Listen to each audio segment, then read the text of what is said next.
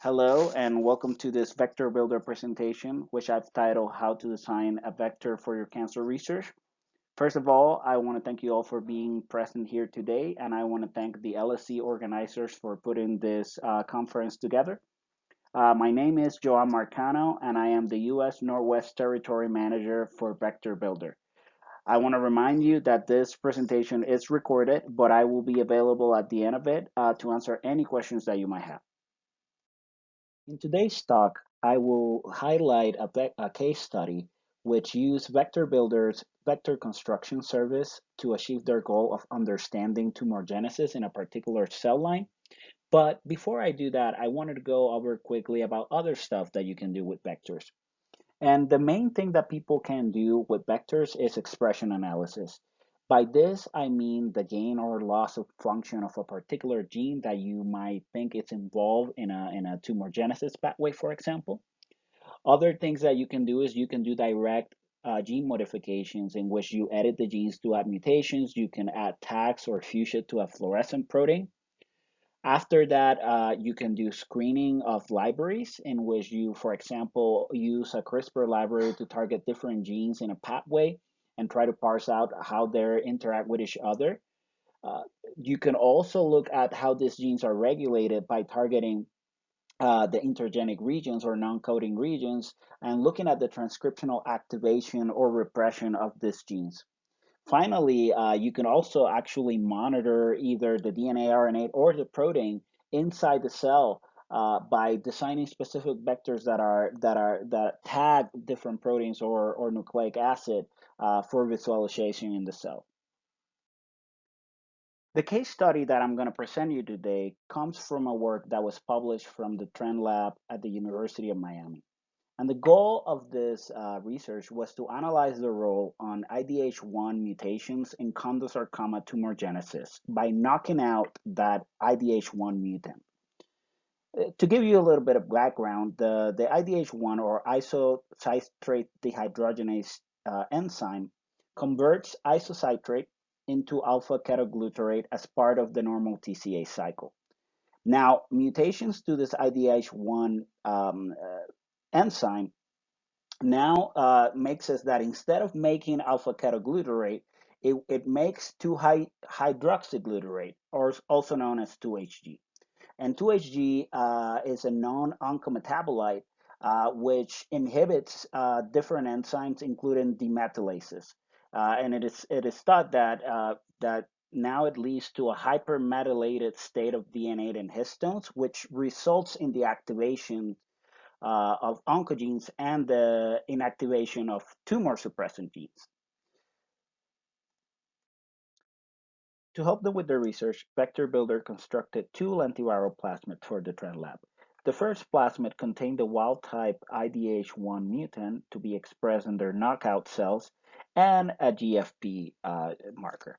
The second one contained only the GFP marker and was used as a control. You can see here in the right pane that both the plasmid containing the wild type IDH1 and the control vector both transduce efficiently both of their cell lines containing the IDH1 knockouts. After transducing their cell lines, the group then looked at the alpha Kg levels and the 2-HG levels.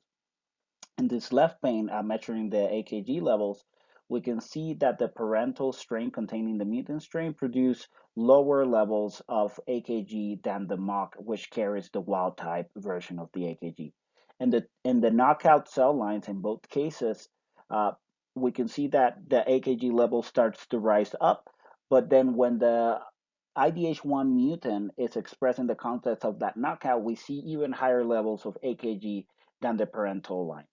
The most important thing of this study is that once we look at the 2-HG levels, we see that overexpressing the wild type IDH1 enzyme in the knockout cell lines did not increase the 2-HG levels, uh, confirming the evidence that the wild type IDH1 enzyme does not produce 2-HG.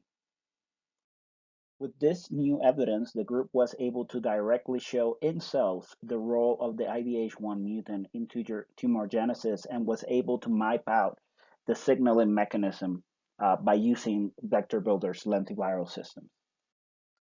So that was a great example of how we were able to help the Trend Lab. But the real question that we want to answer now is how can VectorBuilder help your research? VectorBuilder can be your research partner and your one-stop solution for all your vector and virus needs.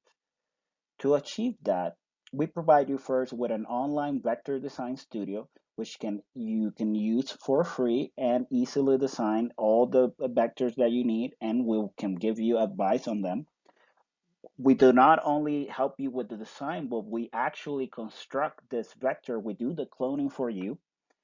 If your vector is for viral delivery, we can package that vector and then deliver you titer guarantee viral particles to be used in your experiment. You might need more than one vector. Might need a library, and we can construct and advise you on that as well. We do back recombinering, and we can take it all the way as to produce a stable cell line for you. So what makes our vector construction service unique? First of all, will be the variety of systems that we've already standardized and that you can choose from in our vector design studio. These are sorted by application, that means gene expression or shRNA, CRISPR, and so on. But not only we have a variety of vectors for different applications, these vectors are also standardized for other model organisms beyond mammalian cells, such as zebrafish, Drosophila, and yeast. Another thing that we have standardized are the vector components that you can use and choose to customize your vector. By that, I mean the promoters, the markers, the linkers, and I will talk a little bit more about a couple of those elements in a little bit. We can construct these vectors at an unbeatable browse and turnaround time, and we will 100% guarantee all the vectors that we construct for you. We will sequence them before sending it to you, and they are guaranteed, as I said. Um, Now, the question that we might ask now is what makes a good vector for your experiment? And there are many different things that you should take into consideration when doing that. Um, but today, I'm just going to go over a couple of main things that you should keep in mind when you're choosing what vector you're going to use. The first thing that you need to decide before designing your vector for your experiment is what is the plasmid backbone that you want to use.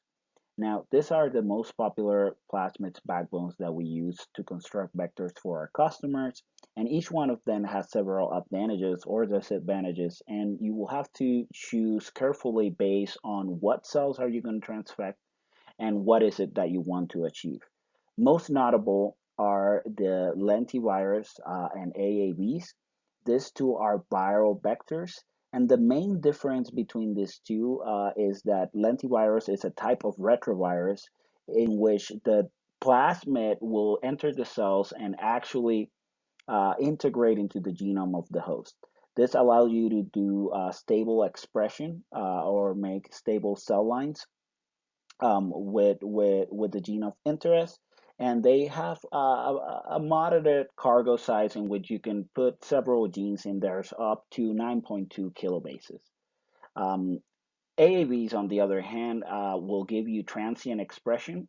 This means that when your plasmid is delivered to the cells, it will not integrate into the genome of the cell. Now they have a smaller cargo space, so you cannot put as many genes as you can in the lentivirus. But the AAVs actually come in, can be packaged with different serotypes, which allowed you for specific infection of different tissues. So these two are the most two popular viral vectors. The other main one is just the regular, more traditional regular expression vectors that also give you transient expression, but they have very, very large cargo space, which you can put many, many genes in there, up to 30 kilobases. Our team can recommend you based on the cell type that you're going to use and based on our experience or publications on what method you should use to transfect your cells. Um, Once you have chosen what plasmid backbone you want to use, you can start thinking about what promoter are you going to use. To remind you, the promoter is the sequence element that drives the expression of your gene or sequence of interest, and you can achieve different level of expression using different promoters. We and others have characterized the expression of these different promoters in different cell types, and we can definitely give you advice on what promoter to use depending on the cell type that you're planning to transfect and what sort of level of expressions do you want to achieve. These promoters that are here are what we know as constitutive promoters, and they have been shown to express in a variety of different cell types. However, I wanted to add that VectorBuilder also has standardized a variety of tissue-specific promoters, meaning that these promoters are regulated in a way that they will only express the gene of interest in the tissue and in a particular tissue. And this allows you to do selective expression, particularly when you're doing viral infections. Sometimes you want to express multiple genes from the same promoter. And there's two main ways that you can achieve that.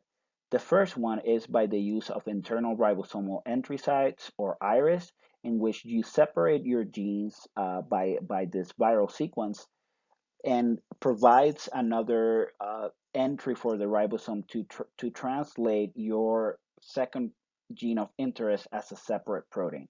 Now, we've seen that this iris have different efficiencies and different cell types, and this is data that we can definitely use to advise you if it's reasonable to use an iris to separate your genes, or if you will see enough expression of your gene, of your second gene, based on the cell type that you want to use. The other main way that you can express two genes from the promoter is by separating by a 2A viral linker. And now these linkers, the way they work is that your two proteins are expressed as a single polypeptide, but then there's a cleavage reactions that will separate these two proteins into individual proteins. Now there's different viral 2A sequences, and they can cleave the polypeptide to different efficiencies. Just note that when you use this 2A linkers, you will add a couple extra amino acids at the C terminus of your first gene and one amino acid, a proline, into the N terminus of your second gene. And sometimes for functional experiments, this is not acceptable, but in other occasions, this is fine, and these are very popular way to express two genes from the same promoter. Now, the other alternative is that you can express two different genes from separate promoters.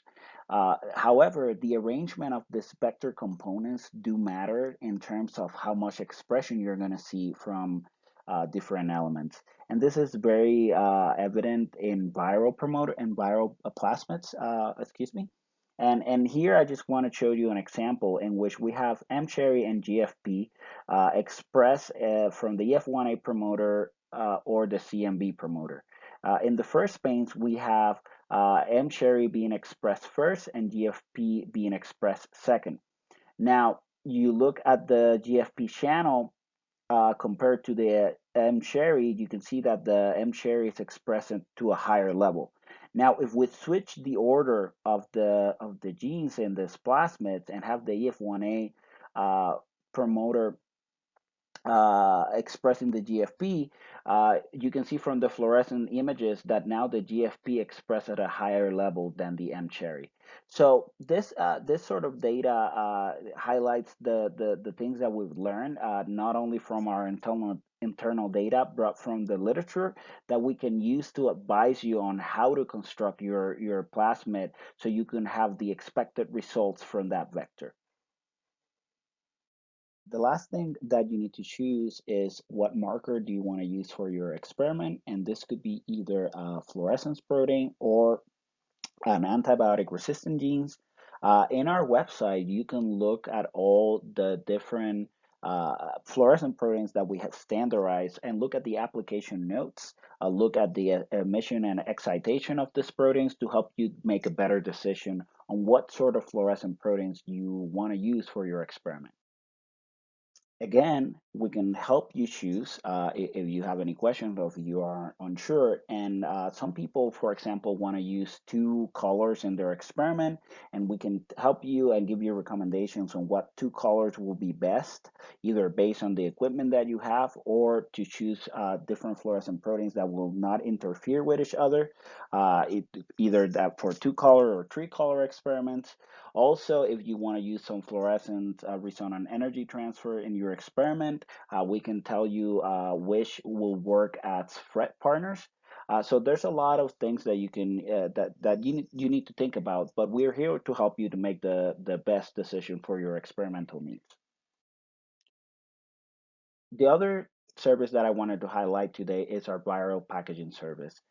We can package a variety of viruses, including lentiviruses, AAVs, adenoviruses, MMOVs, MSCV, and baculoviruses. For all of this, we can achieve different titers. And this table highlights a little bit more details of each of the services. As a note, we can make these viruses for cell culture applications, or we can ultra purify them so you can use them to inject them for animal experiments. The standard QC includes the titration of the virus, which you will get what are the transforming units or genome copies per mil, and this will help you achieve more consistency in your experiments and better plan for the future. And you can get again the same concentration consistently from the preparations. We will test for bacteria, fungi, and mycoplasma. And we can do the standard test, but we actually can do some additional services upon request. So we have expanded our capabilities in viral packaging services substantially in the past few years, and we're very proud of the service. So please let us know if you have any needs or if you have any questions regarding this, and we will help you out choosing what is the best service and the best quantities that you need for your experiments. Today, I'm not going to go any deeper on the other services that we provide. I just wanted to quickly give you some highlights from our custom vector cloning and viral packaging services. But please do note that we can provide advice as well and construct your library of plasmids. We do back recombinering and stable cell line generation. So we can be really your research partner at different levels and stages of your research. So one quick note that I wanted to make is that we are also taking all this expertise in vector and construction and viral packaging and offering GMP manufacturing to meet the major GMP regulation guidelines in the US, the European Union, Japan, China. So we are ready to provide this service. So if you are thinking about any clinical trials using either DNA or viral therapies, please ask us about this service and we'll be happy to give you some more details. And with that, I want to thank you for your attention and give a shout to our research partners in the industry and academic laboratories. Thank you to the LSE organizers for putting together this meeting. And please visit our booth that we have, our virtual booth. And I'll take any questions now. Thanks again.